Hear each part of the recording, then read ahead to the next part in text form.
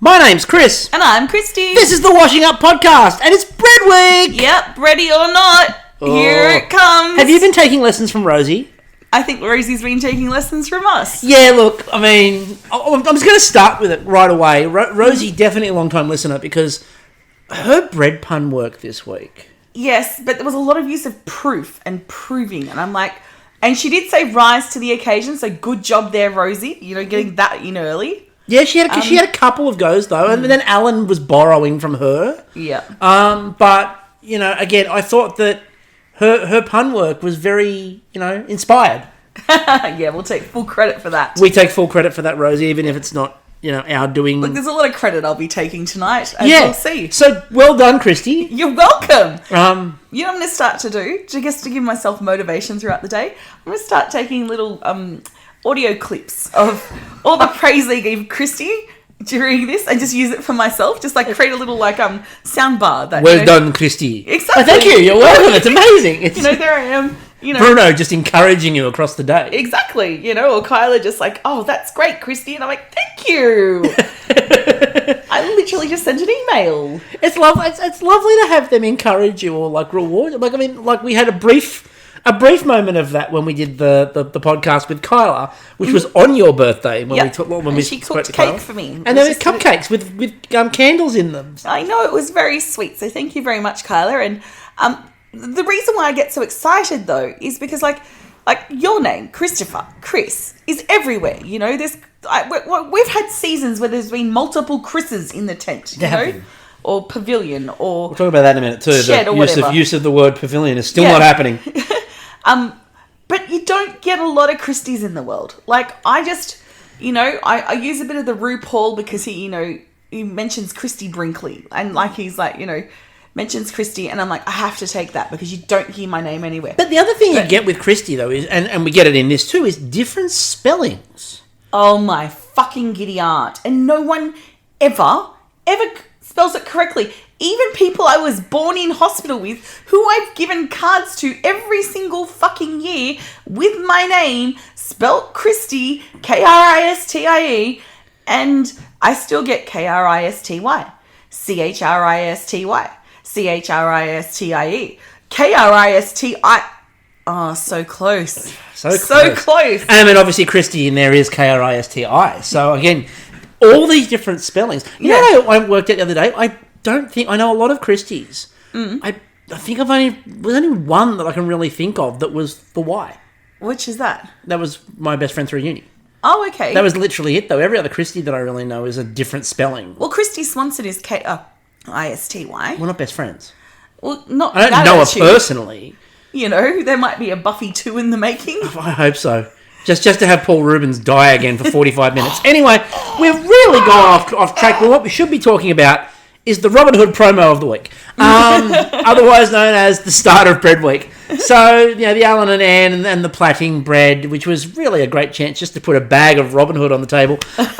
We see you. We acknowledge you. And we thank you for sponsoring one of our favourite shows. And we do. And it's like, you know, Cuisine Art. And we got a lot of Cuisine Art. We mentioned Cuisine Art last week because, as we said, you know, Australian had the same technical in week 2 for Hottest. The difference was that in Australian they had to do it over the stovetop. In Canadian they got to use... A pressure cooker. Thank you very much, Cuisine Art. This week...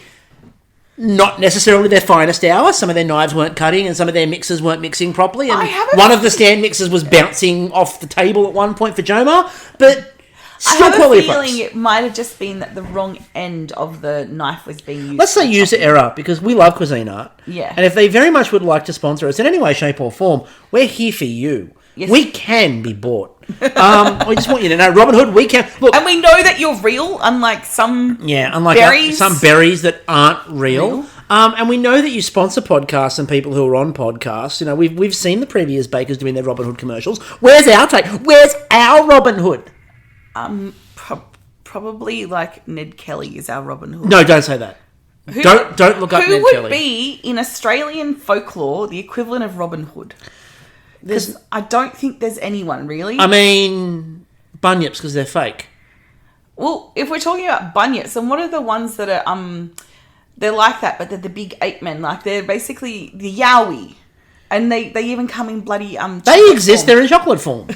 Anyway, back to the pavilion, and it's a pavilion. At one point, Rosie referred to baking inside the tent, and I'm sorry, but Rosie, you know better.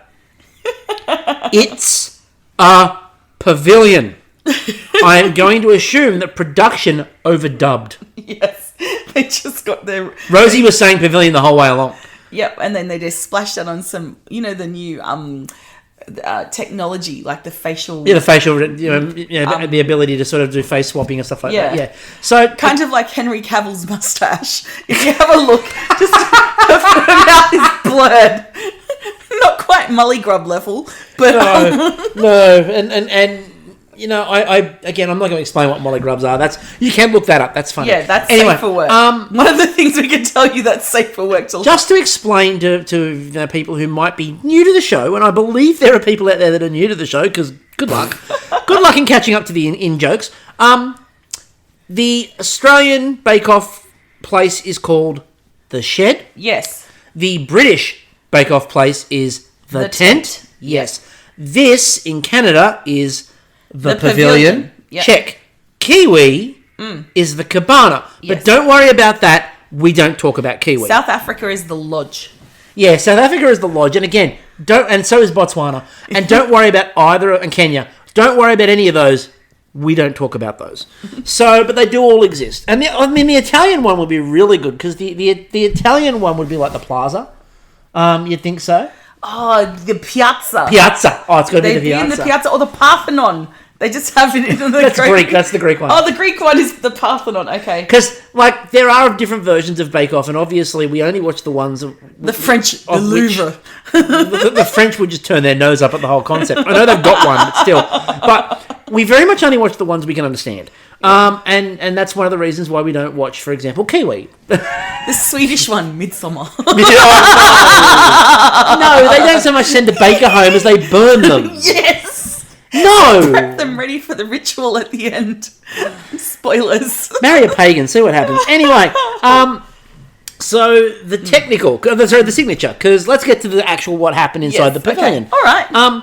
The flatbread of your choice. Ooh, what's your Savoury favourite? filling. Yeah. 1 hour and 45 minutes, and you just had to make 8 flatbreads. I'm surprised someone just didn't make Hot Pockets. Well, I guess Nigel essentially did. Nigel did basically make a Hot Pocket. That was kind of a Hot Pocket. So you're right. Well done. That's a good call, actually. Look, I am a bandit for a shallot pancake.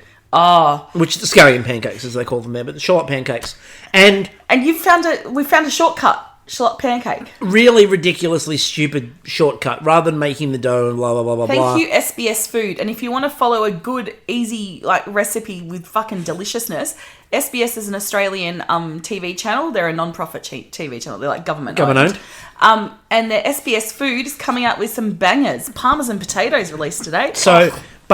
They did a simple cheats recipe for shallot pancakes, which was literally take pre-made pastry, puff pastry, cut up a bunch of shallots, scallions, put them inside with some Chinese five spice, roll the dough, roll the pastry up, roll it out flat, put it in a pan, turn it over once it's sort of browned on, crisp a little bit on one side, do it so it's on the other side, so you get the crisp on the outside, the pull in the middle, the flakiness. They're absolutely fantastic. Do you have to, when you've rolled it up, do you have to chop them into segments and then roll them out? No. Oh. It's the whole thing. Ooh, okay, cool. So, anyway. We need to share that recipe. We do. Look at us. So, Bruno... Spreading the love. Bruno talking about bread week, and, there's a man that loves his bread week, and that's Bruno. Hold on. And is that a bread then, or is that a pastry? That's a pastry. Okay. But when they're making the dough, it's an homage to, and they made it more like a bread. Oh, absolutely. So, bread week is the foundation of a good baker. And look, never a truer comment spoken. And I know that there are going to be some people out there, and especially some bakers who have been on the show before, who go, look, I bake everything really well, bread's not my thing. Yep. But with bread, it's very much unforgiving. And what they want to see is your ability to understand base concepts. But if you look at baking as a total, right?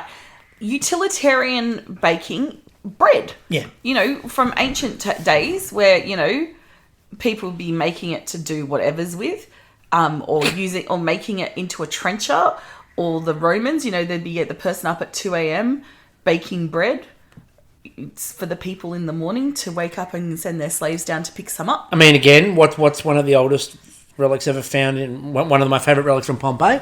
It's the loaf of bread. It's the carbonised loaf of bread, which is one of my favourite things found at Pompeii. Yeah. And there's baking in all cultures across, and it's usually a savoury bake, because a sweet bake is a treat. You know what I mean? Like, it's something, the ingredients that you would do to make a sweet bake, are usually and also far more importantly, savoury bakes are just better. I don't know. No, I like all bakes. I very much. I don't want to discriminate against bakes. I think this world is big enough for all bakes. I like this flatbread challenge because, again, it was a flatbread. It was a savoury flatbread challenge. I loved it. So John started with gozleme. Oh yeah, I'm a bandit for a good gozleme. In Australia, right? One of the cool things about markets and stuff is that there's always a gozleme stand. At least one, if not more. Oof. I had a really good gozleme the day my niece was born. Like, I ducked out because it was getting quite. I was going to say, was it in the delivery room? No. Catherine had gone into a bit of we're waiting around for the the anaesthetologist. Yeah, we're waiting around for the baby and the anaesthetologist to come along to give her an epidural. I'm like, we got time. He's probably in surgery. Being an ex-nurse, I'm like, yeah, we got time. So I ducked out because I spotted a gozleme stand setting up outside the hospital. Like, that is fucking smart. Got in there, got a good gozleme, came back. I was there bang on as the anaesthetist is doing the epidural. So, perfect timing. You got a niece and a gozleme. Yeah. It was great. And then my niece was born at exactly 4:00. And you'd finished the gozleme by that point? Oh, yeah, no, I guzzled the gozleme. I was going to say, were you offering it around? No. Hey, Kath, would you like some? I'm a bit busy. All right, so back at the ranch. Back at the ranch, because I literally mentioned what John made, and we haven't got into it. No, okay. I'll try and stick on track, everyone. No, don't bother. Let's stop this ADHD brain going wherever. So muhamara mixture inside, which is pomegranate molasses, peppers, and roasted walnuts. Yum. And then covered in nigella seeds. And they asked about, are you comfortable with bread? And he goes, I'm comfortable eating bread. Me Can too. I just also say, I was thrilled to see the lack of wheat and rye and brown, and there was lots of just white bread. And we've had this conversation. Look, before. I know white bread is king of bread, and Bruno has been involved in this conversation. but I have to say, right, recently I've rediscovered the fucking joys of toasted rye toast with fucking pate smeared on it. Schmacked on it. Schmacked on it. You smack pate, you can't even smack it and spread it. I did like the fact that they mentioned as well with this challenge that, while every sort of culture has their own version of flatbread, that what's going to change about it will depend on where it's from. So you'll get a different form of fat to be used. You'll get a different leavening agent, if you get one, a different yeast maybe, or non-yeast, depending on what you're going with for a type of bread. Would damper would kind of meet the flatbread. Damper would meet the requirement. You could make damper's easily a flatbread. Okay, it's usually just very bland. Incredibly bland. Or if you're a girl guide, you twirl it on the end of a stick, the damper dough, and then have to toast it over a fire, and then dump it in some golden syrup, and then remove the bark. Yes, that's very true. And all the charcoal that's attached to it. It's flavour. It's tree. It's part of a tree. Yep. All right. So Nigel was making his favourite food, which is hot dog plus pizza and a calzone. I was interested with the fact I actually made a hot pocket. I actually anticipated there might be more calzones. But especially once Nigel worked out you could make a calzone. But yeah, as you said before, and you are 100% right. What Nigel made was a hot pocket. Yeah, it's great. So he had the Easter dough, we had a cream cheese filling, and gochujang spiced hot dog. Oh. Now, let's talk about gochujang for a minute. Okay, this is becoming my yuzu and matcha. It really is. So, I absolutely love gochujang. I know, and I respect that, and I wish I could too, but I just bloody can't. And so I'm just in my bitterness that my face with my sensory issues has just gone, you know what, fuck you, Korean food recently. Which is a problem because I love Korean. Yeah, because that's not me. Me, Kristi, wants Korean food. My face my sensory shit, my neurodiversity has just gone, no, fuck you. I'm just going to not like that. You got the like of pork back, but you lost the will of Korean food. And Vietnamese recently. Oh, my God. Which is crippling, because we've got some very good Vietnamese around here. It just sucks. Including one of the ones that has all the robots. Yeah. And like delivers the food to your table by a robot. I know. It's great. Anyway, now... I wonder if I need to go get, like, I don't know, hypnotherapy. Just pray for me, people. Just send up prayers. Yes. Pray for my taste buds. Send up prayers to the non-deeply religious. No. So, Nigel came as close as anyone has come this season to making the fatal bake-off mistake. And look, it's probably what did him in the end. Right? Hubris. The fatal bake-off mistake is to fall into the trap where production says to you, is this your week? And you go... Yes, I feel like this is my week. I feel like the gods have cottoned on that people will now no longer directly affirm that this is their week. That people are now skirting and trying to find loopholes, and the gods are just tightening those loopholes. Exactly. And so even if you infer, like, oh, my mother was a professional baker. Yeah. Like... Yeah, and they're like, baking's in the genes. He's like, yeah. Exactly. Like, it's too close. So, yeah, he basically talked about the fact that his mother was a baker and, he especially made bread. Flying and they went, too so close to the sun, baking's in your DNA? And he sort of went, yeah, I should be pretty good at this. And it's like, no, don't say that. Not in the pavilion. You're the only one who... Careful, Icarus. Exactly. Exactly, as you said. Careful, Icarus. Now, Zoya. Now, Zoya talked about giving the glutens a rest. Which I know that, everyone talks about the idea of gluten and yeast and stuff like that, but giving the glutens a rest made it sound like she was tucking them into little beds. And then she went, I too would like a rest. I just feel like her little part of the pavilion, the lights turned down low, some like tinkling, like she's sleeping in the proofing drawer. Yeah. Just a little 20-minute nap. By the way, the fan group... The Canadian baking show fan group kicked off this week. Did they? With an argument over proofing or proving, which we've been through this before. Yeah. And there was this really sort of, I don't like the fact that they're saying, they were saying proofing, that it should be proving or proofing. And they don't like one of them, they should be the other one. And they're like, well, we use the British and the British use prove and it's proof. And either works, people. I mean, your other alternatives, just call it what's going on. Yeast are fucking.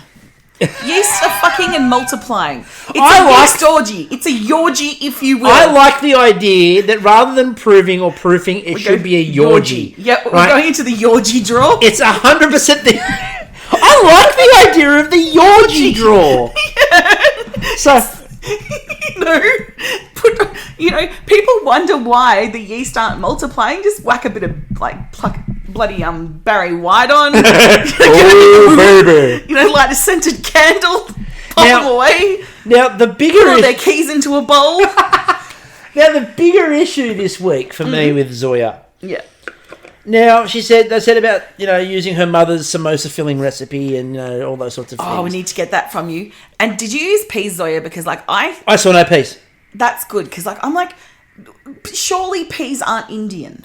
Yeah, samosas here, they keep putting peas in there. I'm sorry, but no. I know you got lentils and other legumes, but I don't feel like peas were native to India, and I blame colonialism. Don't we? Fuck you, British. But anyway. Ruining perfectly good samosas. Far more importantly... She announced that she had her mother's rolling pin to help with this week. Now, Zoya, we need to chat. So last week... Teacup. This week, rolling pin.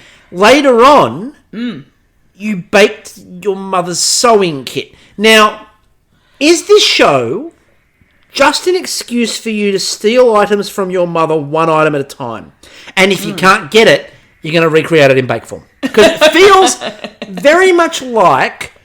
You are just trying to steal items from your mother one at a time by using the cover of I need it for the baking show. Yeah, it's is she trying to outdo her siblings? Do them out of their rightful inheritance? Yeah, she's just doing the inheritance early by taking one item at a time. Oh my gosh. Blaming television.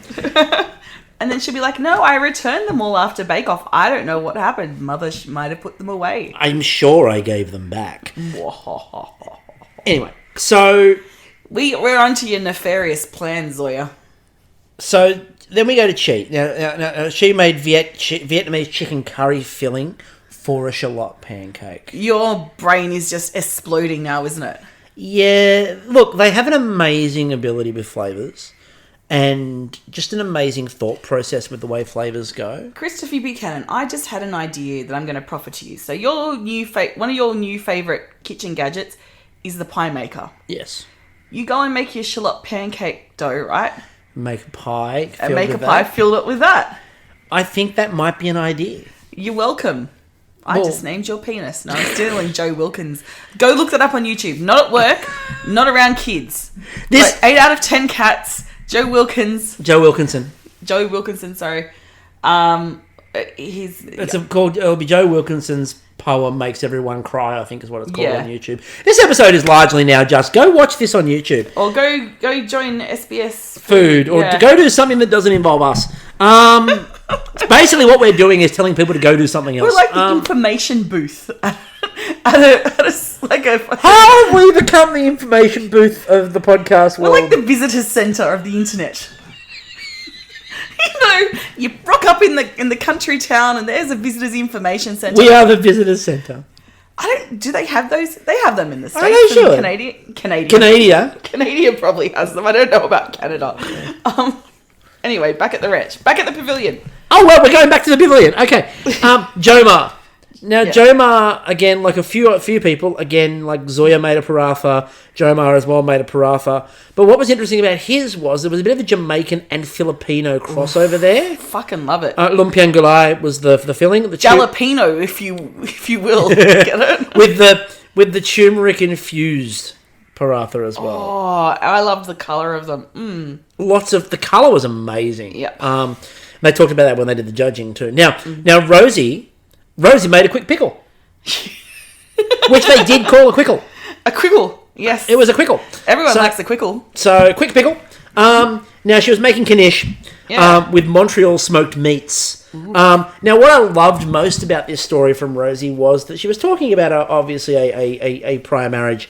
And I love the fact that what she's taken from that prior marriage is that her former mother-in-law taught her how to make knish. Look, I think that's wonderful. You know, if a previous relationship or friendships that might have ended lend you a skill that you can take into into the future, like knish, that's wonderful. If they leave you with trauma, not so good. Wonderful. No, so I'm glad you got knish out of it. You got knish out of it. It's great. Montreal smoked meats, by the way. Montreal is uniformly, and again, I will be bombarded by people, but everyone I know who's been to Canada or lives in Canada, when they talk about Montreal, the first thing they actually bring up is food. Yeah, and everyone brings up food in Montreal. Well, that's why we're going there. We've got a plan to go to Canada, like an actual visit, not just like a pretend one. Yeah, but we'll go to Canada and then we'll go to Montreal. Oh, gotcha. I see what you did there. Yes, hello Quebecois, wherever you might be. I am neutral on the subject of the Quebec Free State, by the way. Anyway, moving on. Kristi. Yes. No, Kristi, not Kristi. Kristi. Okay. Can't you hear I'm pronouncing it with an I, not an IE? We've been through this before. We've done this before, where you can hear me pronouncing the different name. So, Kristi. Yes. No, this Kristi. Kyla and Bruno. This is going to get really old really fast.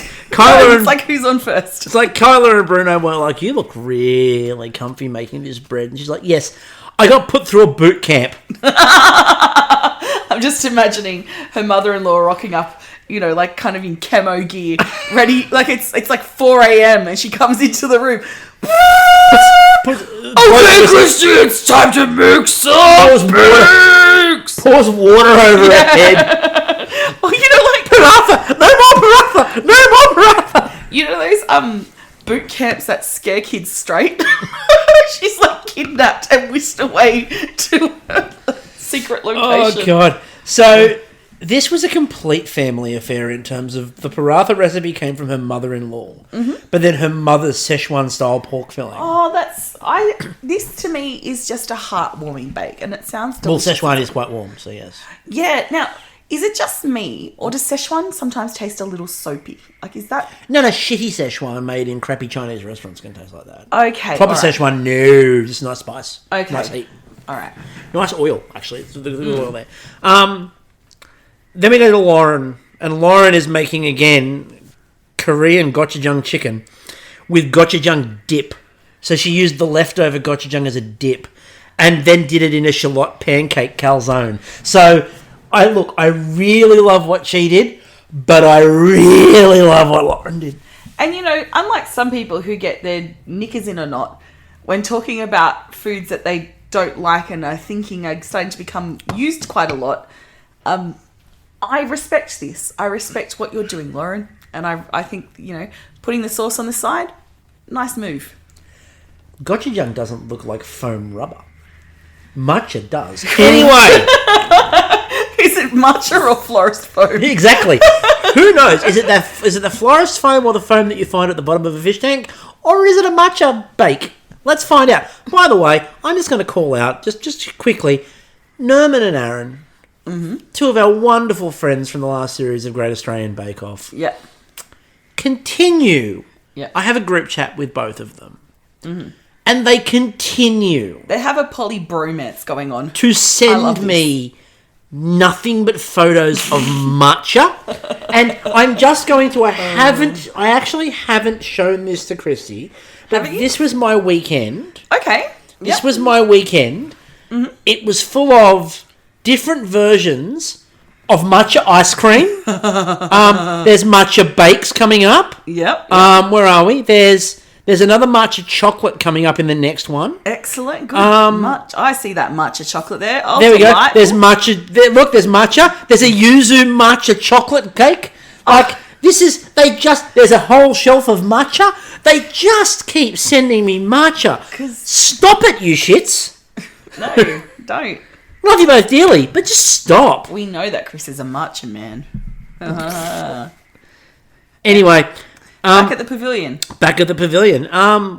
It was kind of after that, there was no real pressure on this, really. Rosie had a bit of time pressure. Mm-hmm. And we had a mixture of some people using ovens to bake and some people using stovetops to grill, depending on what they were making. Yeah. But that was kind of it. Mm. And then, before we get to the judgment, we need to cut over, because they did a cut to outside the Pavilion. Yeah. Kristie's bird corner, ladies and gentlemen. Look, we were a bit bird light tonight. The only one I really clocked was this red cardinal. It was a great shot of the red cardinal. It was a beautiful shot. I think it really showed the red cardinal in all its majesty. I'd like to think a red cardinal is a bird that is liked by Canadians. Like in Australia, right? There's lorikeets. Everyone loves a lorikeet. They're kind of funny. They're rainbow coloured, so they're called rainbow lorikeets. They get kind of like, they're small and they kind of get into a bit of a tanty and have a bit of a squawk and a carry on and do some ridiculous things.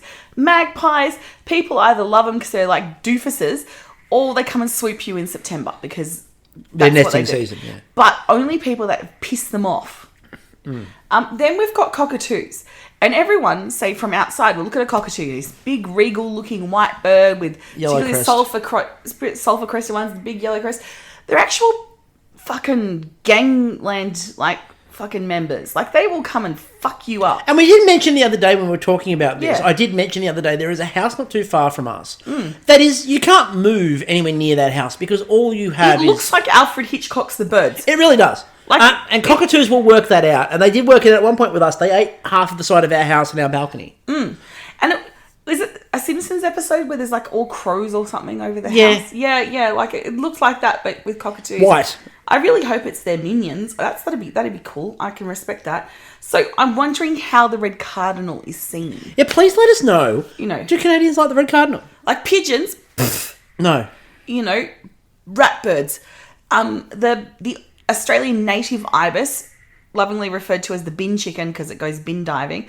I just like to think of it as the dirty hippie. It really is. Yeah. It's in a commune somewhere. So the judgment. Zoya, they said it looked really inviting. It was very enjoyable, but Bruno did say that the beef was a little bit too dry. John, they said that the dough was a bit translucent still. The walnuts brought out a richness and a density. The sumac was really good, but he just said the bake needed a little bit more time. Nigel, they said the concept was really visual, but unfortunately some of the filling was oozing out. The bread was very crispy on the outside, but the hot dog managed to be dry. Wow. So, Then they said that they had even shape and colour. However, they did also suggest that the shallot pancake could have been finished in the oven, which not normally. I mean, I was perfectly fine with the stovetop, but anyway. They did say it was very delicate, though. The cilantro in the curry was very enjoyable. It's called coriander. I know, I'm using their terms. Oh, but we don't use their terms for their tent and their But I'm show. quoting the judge. Fine, quote the judge. Fine. Quote the judge never What a shine. Then Rosie, they said the lattice work was really good, but that she needed to watch the cooking time.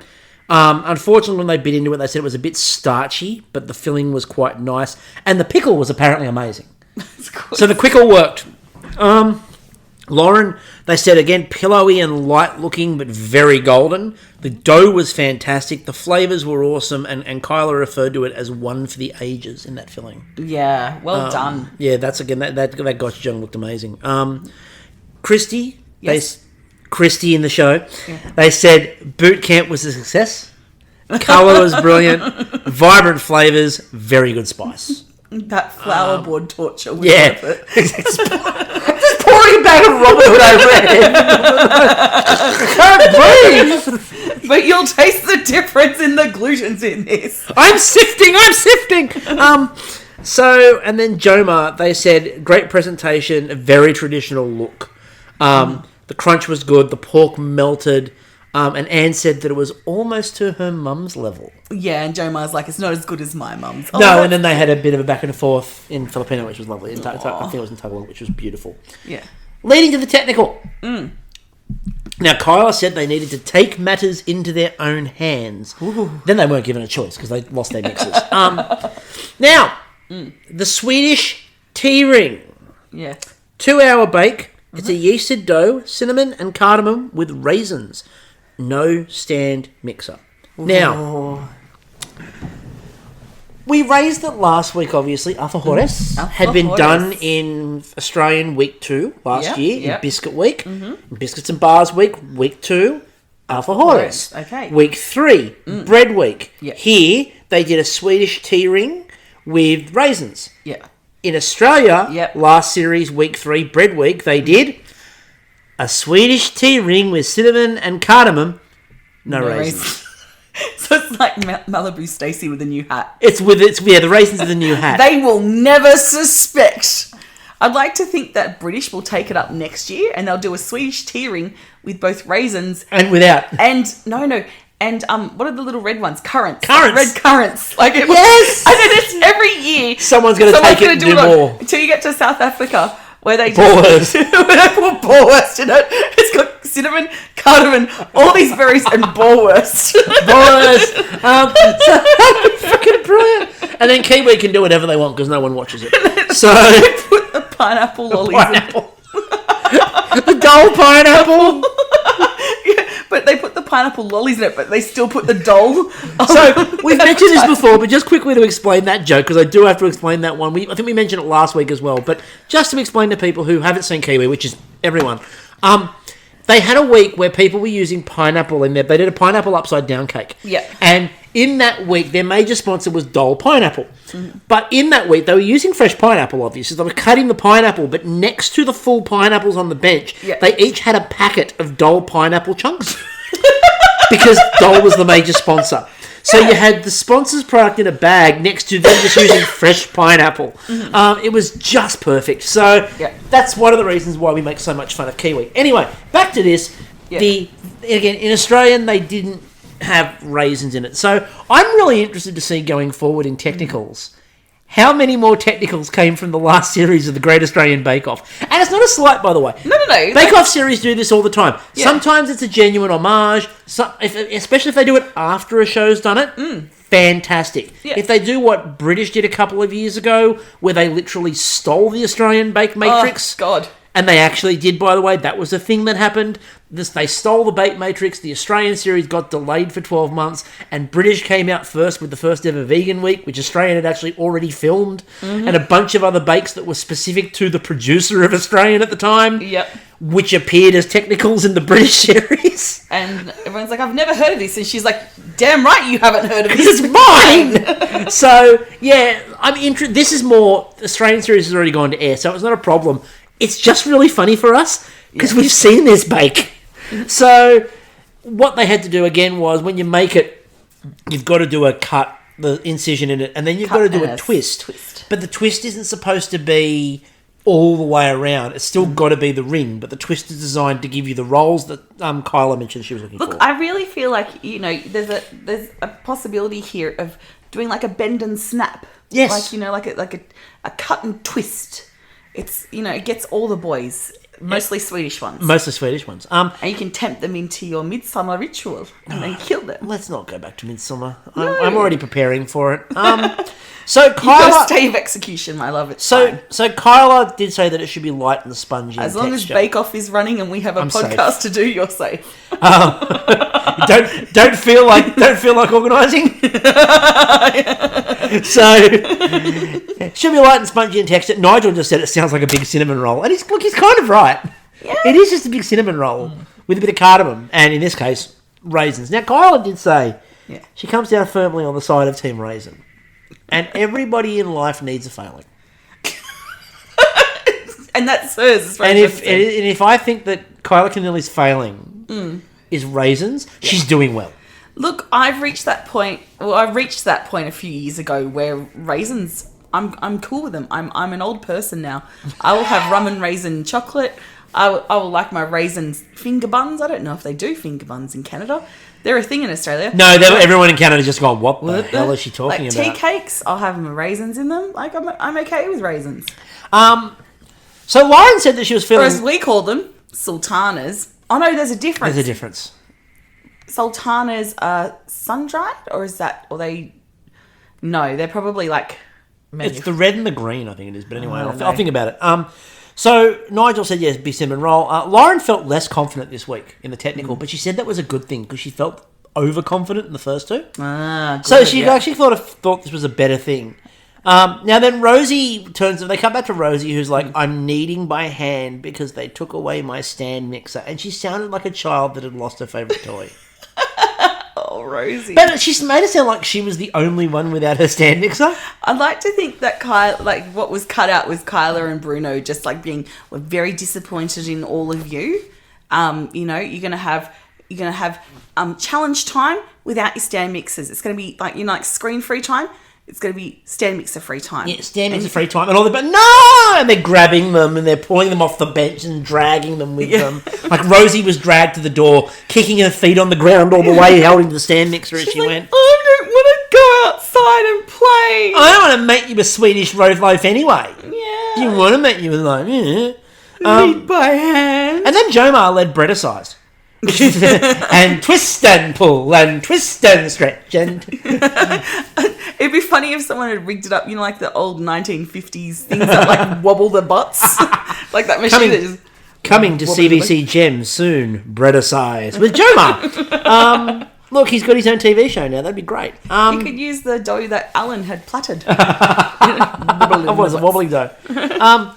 Now, Nigel had to restart while the others all put theirs in the proving drawer because he said it was a bit too dry. The Yorgy drawer. Sorry, the Yorgy drawer. My bad. Yorgies. So Nigel didn't get to put his in the Yorgy drawer while everyone else did. Yeah.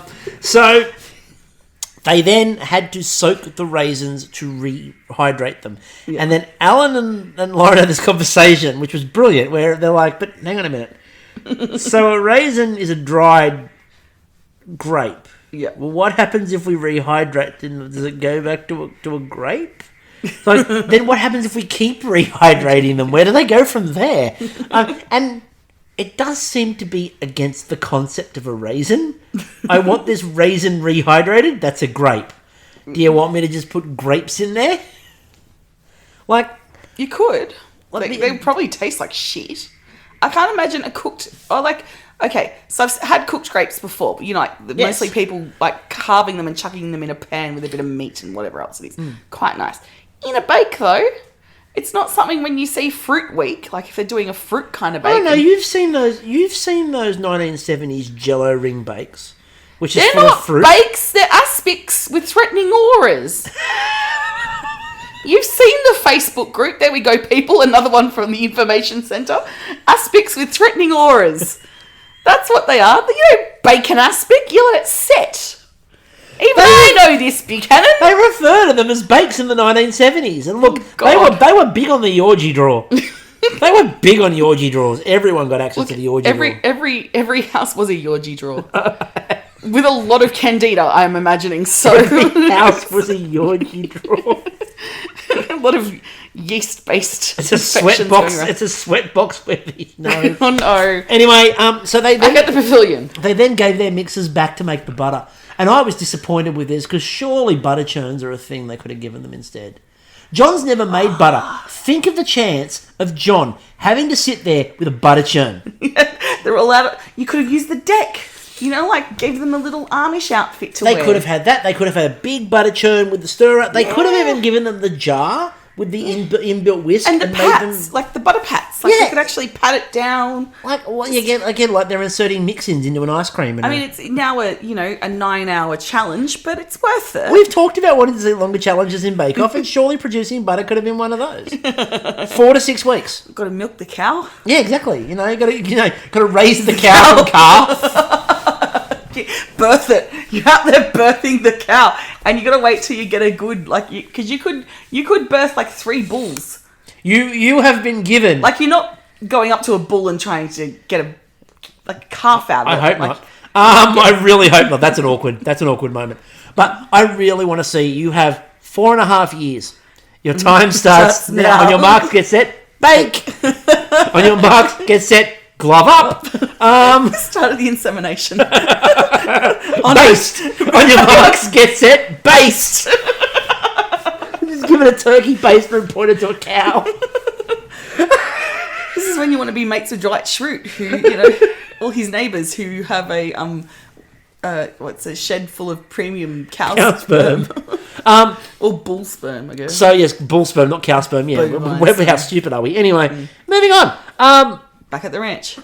Nigel gave up on the rise. He just wants Tasty.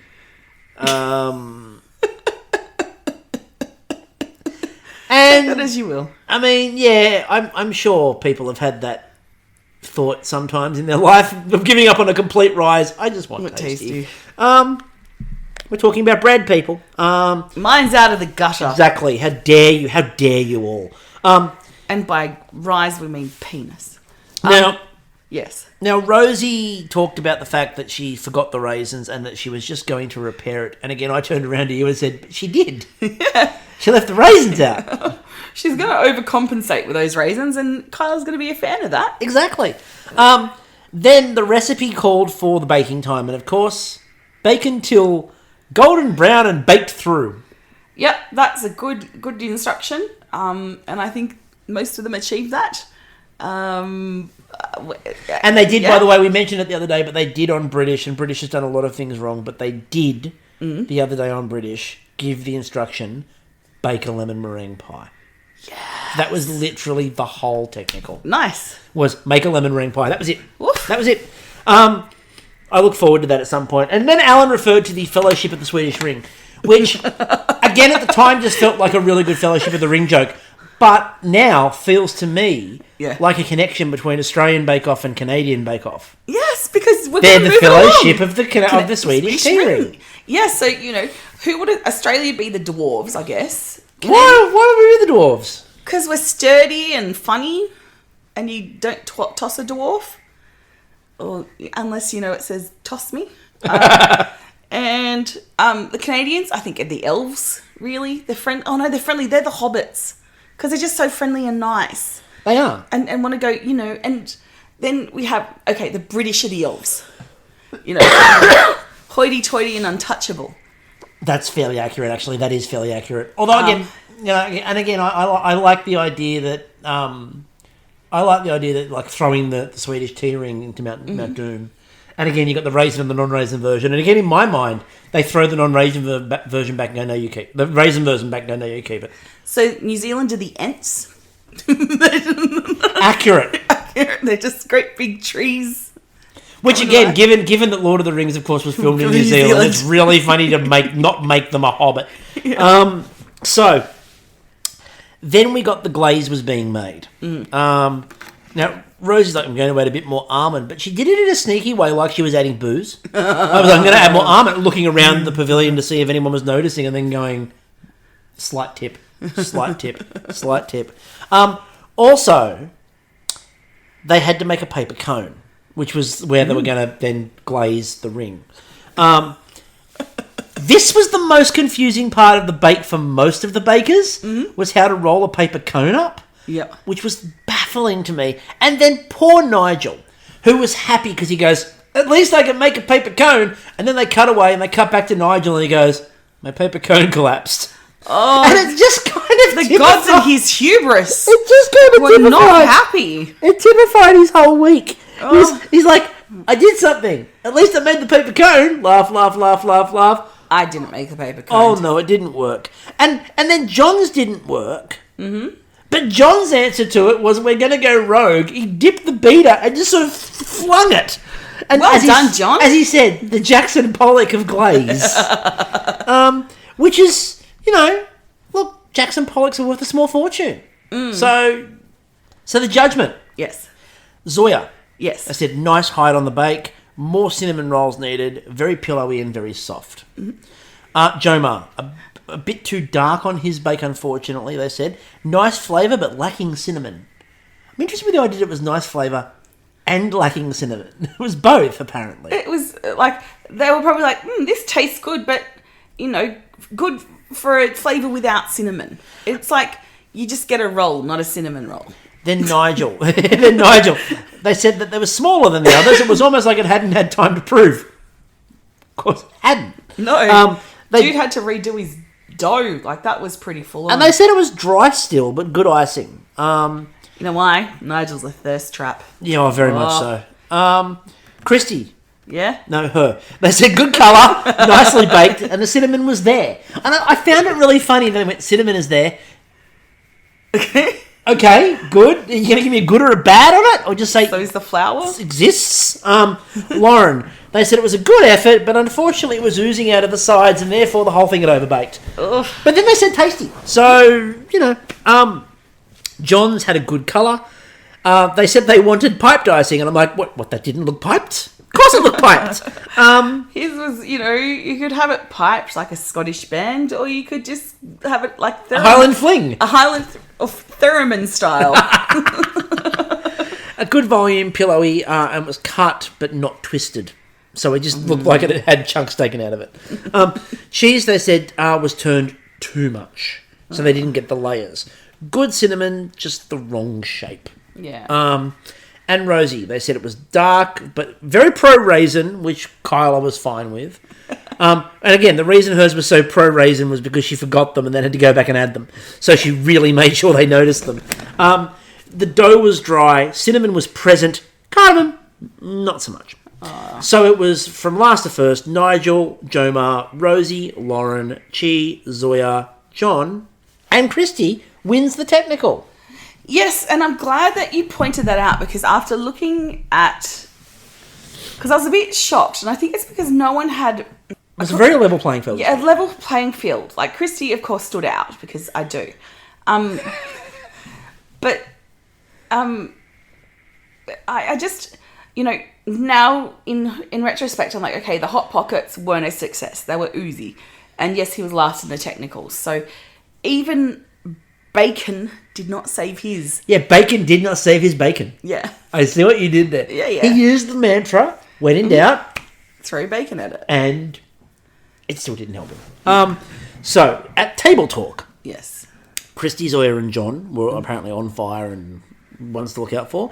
And Rosie and... Well, Zoya was literally on fire. At one point, yes.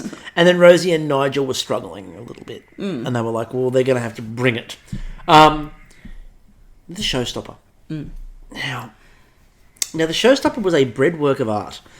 And I'm like, okay, we've seen those sculptures. We've seen... Yeah, okay, great, fantastic. And they went, any artist, any style, any movement, but must have colour. And you had 4 hours. Now, I'm going to say straight up, I liked what they did. I love what all the bakers did. I thought, and again, art is very... Subjective. And that's what Nigel even said broad. At one point. And it's very broad. And everything could be art. Not really. Well, you could argue you can make most things art. Okay, we're not going into that now. Get on with it. No, my thing is, though, Yeah. was the category of this far too broad? For example, Lauren making a classic car and Zoya making a sewing kit. That's very broad brushstrokes we're using. I will disagree and say that sewing is an art form. So there's utilitarian sewing, but as you said, but there's sewing and like sewing skills that are used in like art forms. So you've got tapestry and cross stitch and all those things that I'm shit at. Yeah.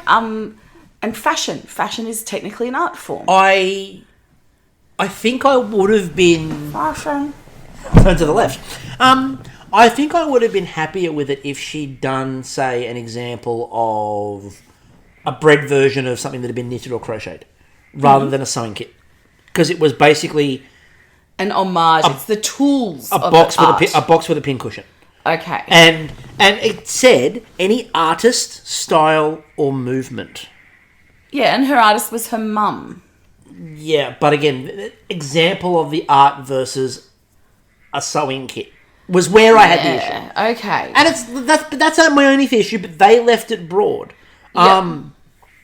And again, like the classic car. Again, I'm not arguing that cars can't be seen as art. And like the modern... I've watched Top Gear, and they said definitely. But modern people with classic cars usually do them as an art form. Like, you know, it's an aesthetic thing. It's, you know, it's just usable art if you've got the insurance to be able to drive it out of a if you could get it out of a garage in any way, shape, or form. Or if you're like my nephew who bought a really shit Datsun as this classic car. He bought it for, I think, $1,200, right? No. And it was like pristine in a garage and stuff. It had no grunt.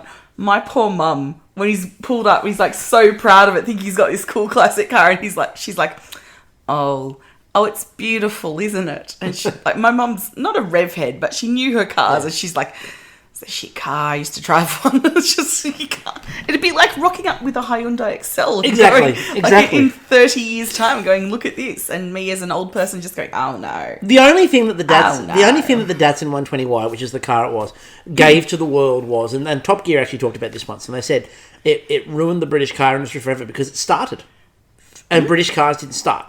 Like the choke would have to be pulled, and they just would never start. Whereas the Datsun, regardless of how much grunt it didn't have, would always turn over. And they were like, that was one of the things that made them so popular was they worked first go every time, and they can be fixed with a rubber band and a wish. Yeah. So they were very utilitarian in their nature. Oh, okay. But yeah, no. Look, I not said, so much his. It broke down quite a no, few it broke down. times. Yeah, but now it does. But I think that again, I'm not completely disagreeing with it, but I just think it's really broad as a definition. Yeah, but then look at where we were able to head with it. So, okay, so Nigel gave us pop art, okay? Yeah. Very obvious. Then we go to Joma, who, you know, encapsulates drag, which is an art form, you know, in bread, and I think that's wonderful. So we were able to go and Kristie with her street art. You know, and I do agree. I think street art has more relevance to the immediate culture of the time. Yeah, I agree 100%. Yeah. I agree 100% with all of that. Like, particularly when you go back to ancient Rome and you see the same shit drawn on walls. Yeah, exactly. they did the same thing all the time. So Flavius fucked here. They basically, or everyone, you know. Maximus has a minimus penis. No, the best one remains. I think it's at Pompeii, and it's, you know, weep you women, for now my anus is only penetrated by men. So it's something along those lines. So Kristie said that she was looking for Kyla said she was after good dough knowledge and a good understanding of flavour. That's what you wanted to see. Yeah. So Kristie did the happy medium of sticky and not, was what she was looking for in her dough, and it was that bread street art. So it's a pan cubano with red peppers and then a raisin bannock. And she talked about that idea of community resistance and community art forms and of how important that is. And then Alan... Kristie is Banksy. And then Alan asked her, had she gone around with a spray can? I'm like, dude, never ask on camera. No. Never ask her on camera, have you sprayed up walls? What's your tag? What's your tag? Don't do that. Again, Banksy never tells. Then we cut to Nigel, who was cutting, and he goes, holy crap, this is big garlic. Now, I wanted to know, was that the size of the garlic he was cutting? Or had he just stumbled across the international conspiracy of big garlic?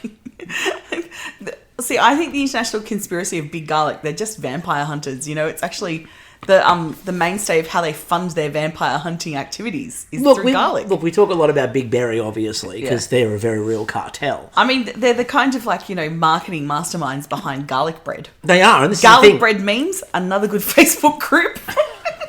Okay, back at it. And this is the other thing too, is that I'm okay. I'm not okay with Big Berry. Okay. I'm okay with Big Garlic. Yeah, you're a garlic bandit. I'd like in. In fact, if Big Garlic would like to give me a call, I'm in. I'm one of your biggest fans. I use your product all the time. I think Big Garlic and Big Paprika are really your two goes. Big Paprika and Big Chorizo. Big Chorizo. I'm always here for Big Chorizo. Anyway. That's what she said. That's what she said, exactly. Title of your sex So Zoya. Yes. Now, this was based on her mum's sewing, and again, if you can't get the item from your mother, just bake it. Herb focaccia and a coconut chutney roll sewing box. Now, this is where they said to her about, Anne said to her, why your mother? And she's like, well, she inspires me to be creative. And Anne goes, so you're really confident with this bake? And Zoya just goes, no. Oh, Zoya, have more faith. More faith in yourself. Believe in yourself, Zoya. Just go, like I'm doing, go back and just take little audio snippets from Kyla and Bruno for your little... and just replay them over and over again. Except you will have actually done the things that they're praising you for. I know, so you can just relive that. Yeah, exactly. Yeah. Now, Rosie then had, again, the prove to us pun. Hashtag one of us. And then she made the bread and cake. Now, the bread and cake was a sausage roll with rose marzipan babka and a pesto bread, which was based on the idea of Ukrainian wedding bread art. Yes. And as she said, they're considered so important. They're on the altar next to the ceremony, and I'm like, I agreed with Anne when Anne's like, I think all weddings should have bread there because baked goods. Why not? I think we need another wedding just so we do. I think we do too. That's fair. I'm up for that. We'll renew our vows just for the bread. Just for the bread. Then we go to Chi. Now they last week had. We'll tie the knotted bread. That's where it comes. Yeah, kind of where it comes from. No, it's from hand fasting. No, I assume. I know. Yeah. So then they cut to Chi. Yes. And last week they had, again, that very bake-off line, which was that really long one about, I'm baking this and this and this and this and this. And this week they had, I'm making mung bean coconut filling for the steamed buns I'm making.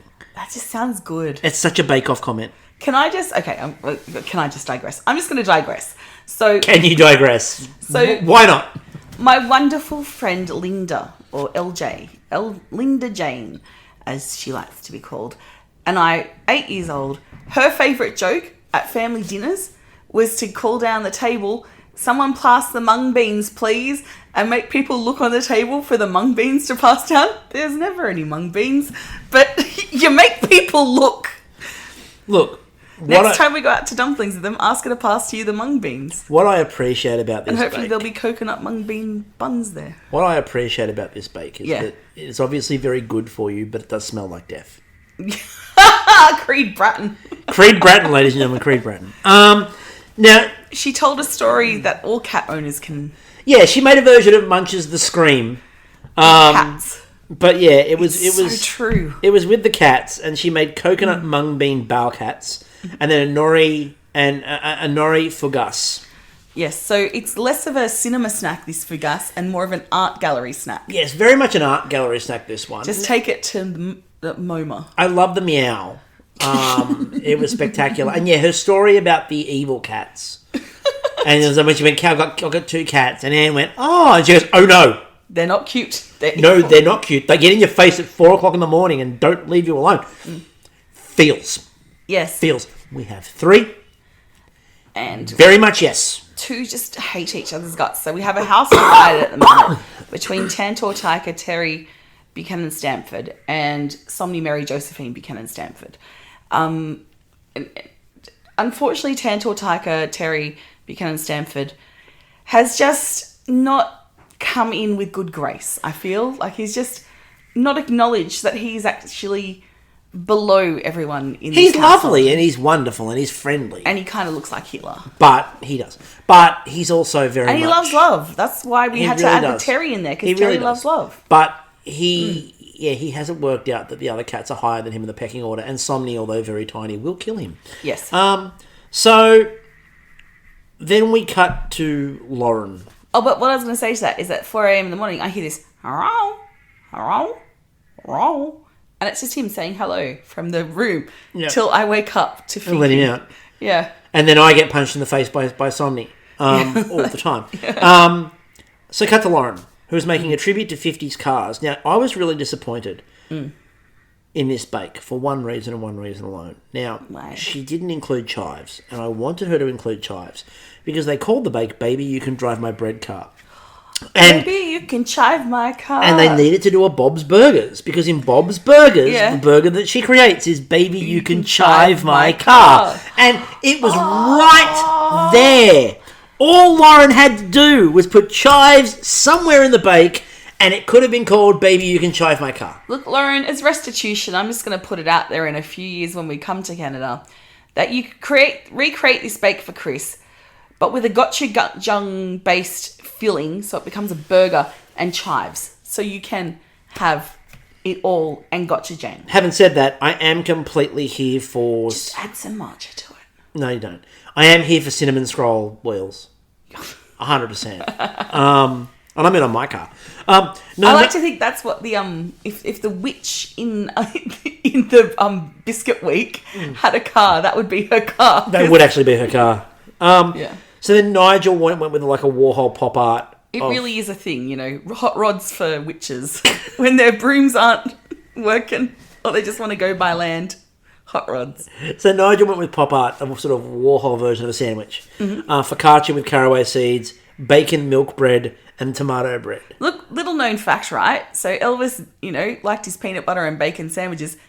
Andy Warhol liked his pop art sandwiches. This is how he would have his sandwiches, just enlarged. This is an Andy Warhol recipe. Yeah. So then we got to Jomar, who said he was going to make the first drag queen that'd be ready in 4 hours. Funny, because it's true. Now, again, so he went with the chocolate pandesal, which is the buns, the Filipino buns. And he also went with the rosemary focaccia for the face. I just love a good focaccia. I do love a good focaccia. Unfortunately, his queen didn't do her Blush. No, her contouring. Yeah. Like her contouring. There was no contouring. There was on the no face. contouring. It was all. She was very bland. It was all concealer. The hair was lovely, but the face was unfortunately really sort of... Yeah. And they specified the colours, and I was really hoping he was going to go all out with the colour, and it just sort of didn't. Yeah. He has amazing concepts. If he executes one of those concepts... It was more of a Sharon Needles palette. Yeah, if he executes... Or a Got Mick, where she's doing white face. Yeah.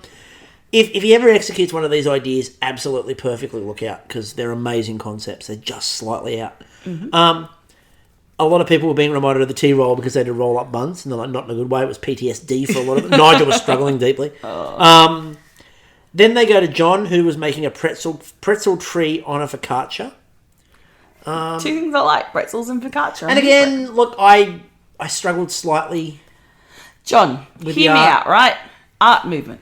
Bob Ross was right there, man. You know, happy little accidents. Doesn't matter, just like little... You could have little Peapod. pretzels. Peapod, oh my God, a little squirrel on it. Oh. Could have made Peapod. Oh. But what he did, however, give us was some Newfie terms. Oh, he did. Well done. You know, you can take the boy out of Newfie, you can't take the terms out of the Newfie boy. So he talked about the idea of it was a savoury, or they called it a summer savoury. And then he said, and then he sort of said that what you'd say is, you know, what are you at be? What are you at by? Which is basically what are you doing? Oh, cool. So you know, what are you at be? So what are you at by? What are you at by? What are you doing? What are you at you? Yeah. I think it's what are you at by? What are you at by? I'm tired. Anyway. I'm Kristie. They then used, you want your Star Baker. Then they used dead dough a lot. Now, again, I don't have a problem with it per se, but just to point out a bit of a difference, on the last series of Australian Bake Off, Matt Moran, the judge, had a long conversation with the bakers around the idea that on the bakes, largely, everything should be edible. Yeah. And not just there for looks and show. And so the use of dead dough is interesting because you can eat dead dough, but nobody in their right mind would eat dead dough because it's basically referred to in the trade as like baker's clay. And it's like that bread, like if you ever had, I don't know if you ever did this, but if you ever got like mucking around and pretending to cook stuff and you got like, water and flour and just made that sort of gunk and baked it and it goes hard. Yeah. It's basically what that is. Oh. And so, it looks pretty and amazing. It's great structurally for looks. I prefer, we sort of had this conversation last year with Australian. I kind of agree that where possible, you should try to make this stuff out of edible. It is the Rice Krispie equivalent. It really is. And I mean, the idea of making dead dough in a challenge where you could have made some form of bread that would do the same job, which would be that robust level. I mean, you've got a pretzel there. You could have done some, like, cracker kind of thing, I guess. You could have used the dough, flattened it out, and made a bit of a cracker oil. That's my only thing. Look, don't hate it completely, but no, it looks beautiful. But I don't. Again, the idea of decorative only rather than edible, it should be edible. We don't away from the cake boss. Yeah, we don't want sheet cakes and Rice Krispies. Look, I think I speak for most of an audience when I say and fondant. I think I speak for most of an audience when I say we don't want Bake Off going down the it just looks pretty route. Yeah, it should be about the bake and edible. That's what we're going with. And I worry when they... Not with this necessarily, because it's used in the industry all the time, but I worry especially with the pervasiveness of things like Instagram that bake-off versions might head there. This is how old we're getting, right? Instagram is now becoming something that the young ones may or may not use. They're more into the TikToks. Yeah, and again, one of the things that you see on TikTok is a lot of baking concepts that are not right. Oh, there's so many things that are just and are faked. Right. And again, Anne Reardon talks about it all the time on my God, on her channel. Also, Sorted Food have done a bunch of those where they've shown them and gone, "This is actually what this is." No, it doesn't work. None of these work. Anything that says 5-minute crafts avoid, or 5-minute bakes or tasty. Or miracle bread avoid. And witch talk. Avoid that like the plague. So then we get the construction time. Now, Kristie's focaccia was still pale, so she put it back in. And then she was running around trying to help because who needed help, and Kristie's like, yep, I need help.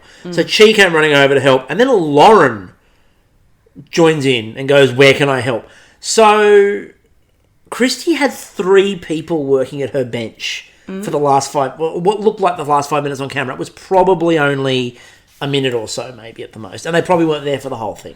Yeah. But the way they put that together, I didn't like, because it made it look like basically without 2 other sets of hands for the whole thing, her bake wouldn't have been finished. And then she gets Star Baker. Yeah, and it's like she had to make a choice. And it is one of the things in this whole thing is that there is a time limit. There is a challenge. Look, it's the spirit of Bake Off. I can't see people being shanghaied into doing... No, and I hate it. Look, I hate, again, the technical, they're not allowed to help, and I hate when they do help in a technical. Drunk in a pub somewhere and then being thrown into someone else's bloody bench and told to help them. Yeah, I mean, we saw it a couple of years ago here with the grand final where Barb's chest fell apart and everyone ran over and they ran over and helped Barb to finish in the grand final. But, I just, again, the way they put it together was a bit weird. It made it look like that they came over and helped her completely, and without that, nothing would have happened. And I mean, look, they did a really good job of helping her, and we love the help. But just the way they put it together with 2 people helping. But also, if you put it into the scheme of things, right, the help she got wouldn't have really mattered in the long scheme of things. It's not like everyone was like Nigel who went home, and Kristie. There was a gap, Yeah, and look, anything that was done... I still think she was the right Star Baker. It was, it's just a comment on appearance on editing. Yeah. So, Chris, again, and Nigel, they come back to Nigel quickly and goes, we're having pickle problems, which was a great breakup before they went back to the workstation. And then Lauren turns around and goes, it's really sweaty. This is why I don't do sports. And she's like, or saunas, or tropical countries. Oh my God, Chris and I felt that so hard, guys. Well, Chris does saunas. Oh, I don't love a sauna. I can do them, but you can't do them at all. Oh my God, no. Float tanks, not a problem. Saunas, fuck off. So the judging. Tropical areas, fuck off. Even if we live in a fairly tropical area in terms Sydney of... isn't tropical, it's temperate. Yeah, well, compared to Canada. Yeah, it's true. So... We actually have little pockets of rainforest about. We do. So, Chi, the cutest version of the scream that Kyla has ever seen. The kittens just popped off the sort of bread. The bun filling was absolutely perfect. The fougasse had a great colour, amazing flavour and texture. Yeah. Joma, they said it was very clever how he put it together, but unfortunately it was very pale. The dough on the focaccia was heavy and gummy, but the hair was great and light. And Kyla said, your drag queen has nice buns, which was true.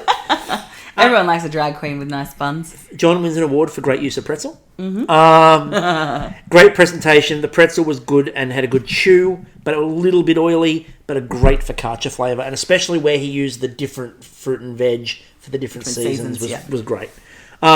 Rosie, they said, was very artistic, lots of detail, but the base bread looked underproved.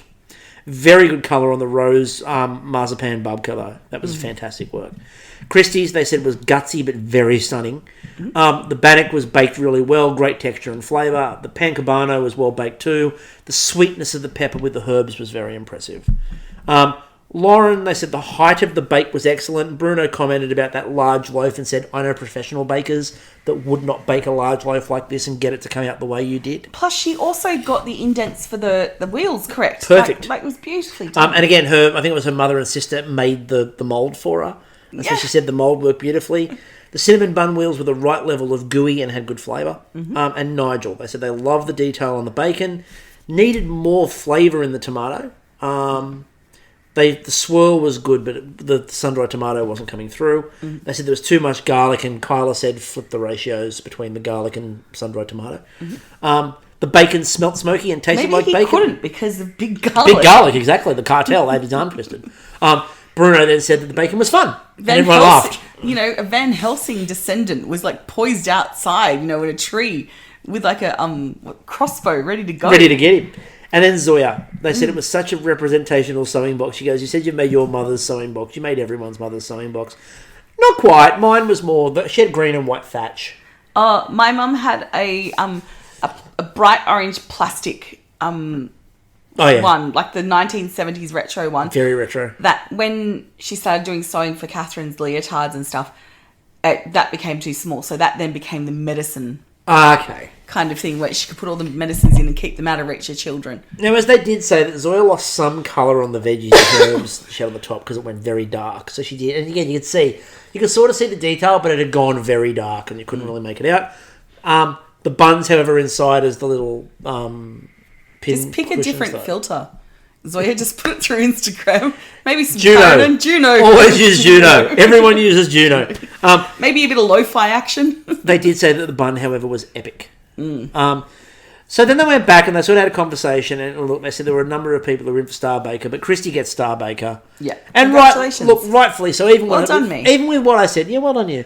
Even with what I said about the whole, having more people at the bench, look, she by far and away had the best week. But look, I think with the editing, they have to tell, tell a story. But Bake Off is also very committed to being honest. Yeah. And show honestly what went on. And nobody, again, as you said, no one's forced. And again, I disagree with it in technicals, and that's the only area I disagree with it. Yeah. After that, if you want to go and help someone else, go for it by all means.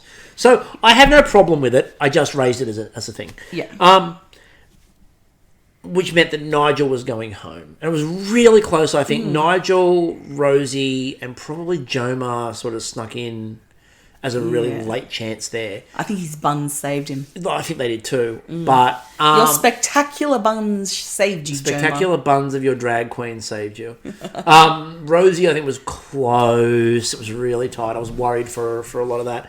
And really sad to see Nigel go. I love Nigel. He's brilliant. We are in the next couple of weeks going to start speaking to bakers. Yes. And we've just been a little busy because I've been doing so much burlesque and we've had COVID and stuff. Yeah. The next couple of weeks we will be starting to talk to bakers, and I have maybe mentioned to a certain beanied baker that we will definitely be having a conversation. So that's coming up in the near future. So keep your ears open for that one. Yes. Really looking forward to talking to Nigel. We're looking forward to talking to everyone, obviously. But obviously we don't talk to them until they leave. So hopefully, for many of you, not for a long time. Yes. But unfortunately for Nigel, he's out. So Hopefully soon. So we'll sort all that out anyway. But again, look, he's been absolutely brilliant. I mean, that dragon last week was... I don't know. I think it's on his Instagram. But there's this beautiful My Heart Will Go On Yes. video he's done where he's skipping through with a loaf and it's just... Him leaving. It's just so sadly brilliant. Oh, now with him, leaving, it's so poignant, but I fucking love it. He's like, no, bread won't bring me down. No, bread will not bring him down. Bread won't bring me down. No. Yeah. Christina Aguilera is litigious. So... Having a Yorgy.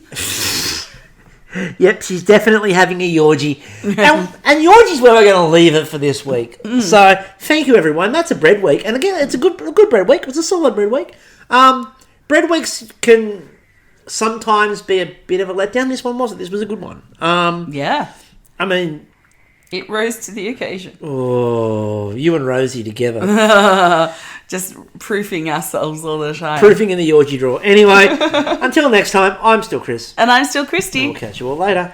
Ooh, oh yes. Let's create that carbon dioxide and make this gluten rise. Woo!